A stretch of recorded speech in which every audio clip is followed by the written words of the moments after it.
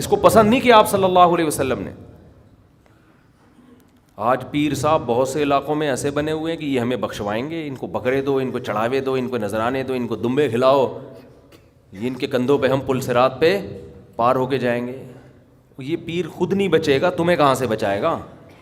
اس کی حرکتیں دیکھو تم, جو اس طرح کی حرکت, جو انسانوں کو اللہ سے ملانے کے بجائے اپنے آپ نیک بندہ نہیں ہو سکتا. ما کان لبشر ان یکلمہ, ما کان لبشر ان یؤتیہ اللہ الکتاب والحکمہ.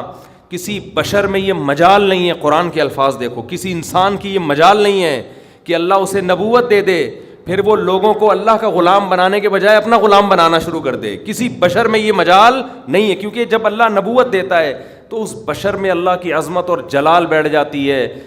جلال بیٹھنے کے نتیجے میں وہ لوگوں کو کبھی بھی اپنی طرف دعوت نہیں دے گا. صحابی نے دیکھا اونٹ نے نبی کو سجدہ کیا تو صحابہ نے عرض کیا یا رسول اللہ آپ ہمیں بھی اجازت دیں سجدہ کروں. آپ نے فرمایا نا نا نا نا. آج بتاؤ کوئی کسی جاہل پیر کے ساتھ یہ منظر ہو, کوئی جانور آ کے سجدہ کر لے, وہ تو خوشی سے پاگل ہو جائے گا. وہ تو کہے گا دیکھو جب یہ کر رہا ہے تو تم کیوں نہیں کر رہے. نبی نے اپنے گر سجدہ کرنے سے منع کیا. آپ صلی اللہ علیہ وسلم نے فرمایا اللہ یہود و نصارہ پہ لعنت کرے, انہوں نے اپنے پیغمبروں کے دنیا سے جانے کے بعد اپنے پیغمبروں کی قبروں کو سجدہ گاہ بنا لیا, اپنے پیغمبروں کی قبروں کو عید گاہ بنا لیا, جیسے عید میں میلے ٹھیلے ہوتے ہیں. اسی وجہ سے پیغمبر صلی اللہ علیہ وسلم کی قبر پہ میلے ٹھیلے رش لگا کے بیٹھنا اس کی اجازت نہیں ہے. بس صلاۃ و سلام پڑھیں اور وہاں سے نکل جائیں. کیسی حفاظت کی. دنیا میں سب سے افضل انسان, جس سے افضل اس کائنات میں کوئی پیدا ہوا ہی نہیں, وہ محمد صلی اللہ علیہ وسلم ہے. لیکن آپ کی قبر پہ نہ کبھی سجدہ ہوتا ہے, نہ کوئی میلے ٹھیلے لگتے ہیں, نہ آپ کی قبر کی طرف رخ کر کے آپ سے دعائیں مانگی جاتی ہیں. یہی آپ کے سب سے افضل ہونے کی سب سے بڑی دلیل ہے کہ انہوں نے اپنی عبادت نہیں کروائی. کبھی ہم قبر پہ یہ نہیں کہتے کہ یا رسول اللہ آپ ہماری مدد کر دیں, یہ شرک ہے. صحابہ نے ہمیشہ نبی سے دعا کی درخواست کی ہے کہ آپ اللہ سے یہ درخواست کر دیں. دیکھو قرآن کے الفاظ, بس یہ آیت پڑھ کے بیان ختم کرتا ہوں. وَلَوْ أَنَّهُمْ إِذْ ظَلَمُوا أَنفُسَهُمْ جَاءُوكَ فَاسْتَغْفَرُوا اللَّهَ وَاسْتَغْفَرَ لَهُمُ الرَّسُولُ لَوَجَدُوا اللَّهَ تَوَّابًا رَحِيمًا. پیغمبر کی پوزیشن کو واضح کیا قرآن نے کہ اگر ان سے اپنی جان پہ ظلم ہو, گناہ کر بیٹھیں, تو اگر یہ اللہ سے توبہ کریں گے یا آپ کے پاس آئیں گے اور آپ بھی اللہ سے ان کے لیے توبہ کریں گے تو یہ اللہ کو غفور اور رحیم پائیں گے. کیا مطلب؟ یہ نہیں کہا کہ نبی کو غفور رحیم پائیں گے, نہ نہ, یہ گناہ معاف کرنا یہ نبی کا وظیفہ نہیں ہے. نبی کے پاس اگر آپ جائیں گے تو اس لیے کہ یا رسول اللہ آپ اللہ کے نیک بندے, آپ اللہ سے ہمارے لیے دعا کریں. ہم بھی کر رہے ہیں, آپ بھی کریں دعا. تو نبی کے لیے جب آیا تو وَاسْتَغْفَرُوا الرَّسُولَ نہیں ہے کہ رسول سے استغفار کریں, نہ نہ نہ, رسول بھی کس سے استغفار کریں گے؟ اللہ سے.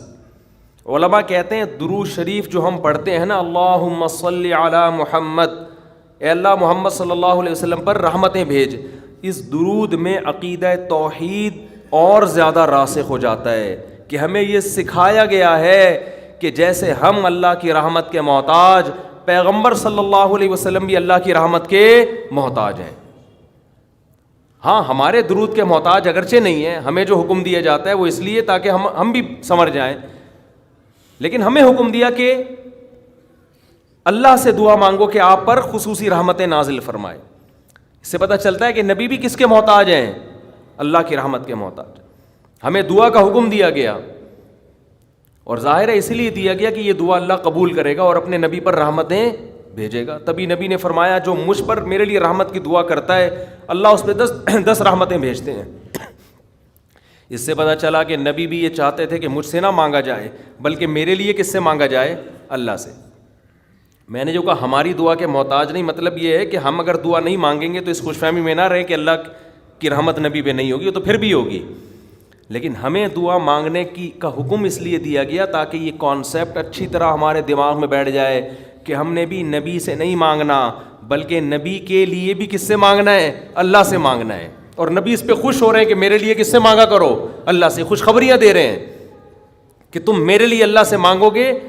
دیکھو جس میں تواضع ہوتی ہے وہ آپ کو دعا کے لیے کہے گا, جس میں تکبر ہوتا ہے وہ کبھی آپ کو کہے گا دعا کے لیے؟ وہ کہے گا یار میرے لیے دعا کرو کہ اللہ میری حاجت پوری کر دے. وہ نہیں کہے گا. وہ کہے گا ابے تو کون ہوتا ہے میرے لیے دعا کرنے والا؟ میرا خود اللہ سے اتنے تعلقات ہیں, میں خود ہی کہہ دوں گا. لیکن جو چاہتا ہے کہ مجھ پر اللہ کی رحمت ہو وہ ہر ایک سے کہہ رہا ہوتا ہے بھائی میں خود تو مانگ رہا ہوں, شاید اللہ آپ کی سن لے, آپ بھی اللہ سے میرے لیے دعا مانگیں. تو یہ اس کی علامت ہے, یہ اپنے آپ کو اللہ کی رحمت کا, دعا کا بہت زیادہ محتاج سمجھتا ہے. ہمارے نبی سب پیغمبروں کے سردار, لیکن تواضع کتنی, امت کو ترغیب دے رہے ہیں کہ میرے لیے اللہ سے کیا مانگا کرو؟ دعا مانگا کرو. اور ترغیب دی کہ جو میرے لیے ایک دفعہ رحمت کی دعا مانگے گا اللہ اس کو خوشخبری دے رہا ہے کہ اللہ اس پہ 10 رحمتیں نازل کرے گا. اور فرمایا جمعے کے دن مجھ پہ زیادہ درود بھیجا کرو. کیا مطلب؟ درود بھیجنا کیا ہے؟ نبی کے لیے اللہ سے دعا مانگنا. تو اسلام نے شرک کی بنیادوں کو جڑ سے اکھاڑ دیا کہ نہیں اکھاڑ دیا؟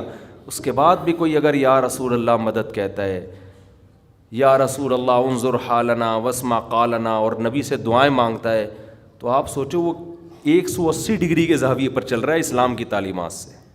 اسلام ادھر اور وہ بالکل اس کے اگینسٹ. بار بار حکم دے رہا ہے اسلام کے نبی کے لیے دعا مانگو. کس سے؟ اللہ سے. خصوصی رحمتوں کی دعا مانگو نبی کے لیے.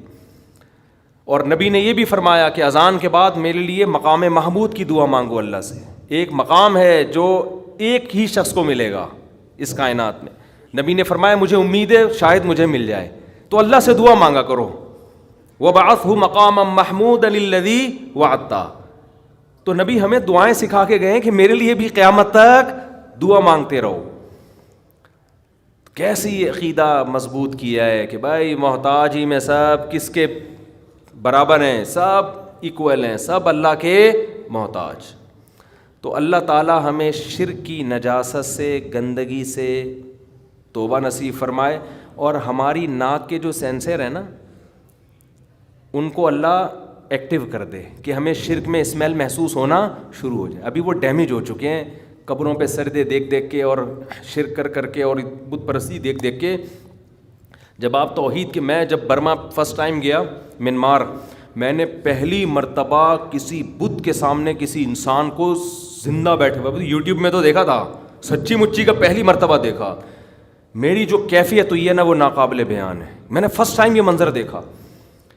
ایسے مورتیاں بنی ہوئی ہیں, وحشت ان کی شکلوں سے عجیب وحشت ہو رہی, اور ایک انسان ان کے سامنے بیٹھا ہوا ہے ایسے. میری آنکھوں سے لاشعوری طور پر آنسو نکلنا شروع ہو گئے. میں نے کہا اللہ تیرا کتنا فضل ہے, تو نے ہمیں توحید پرست بنایا.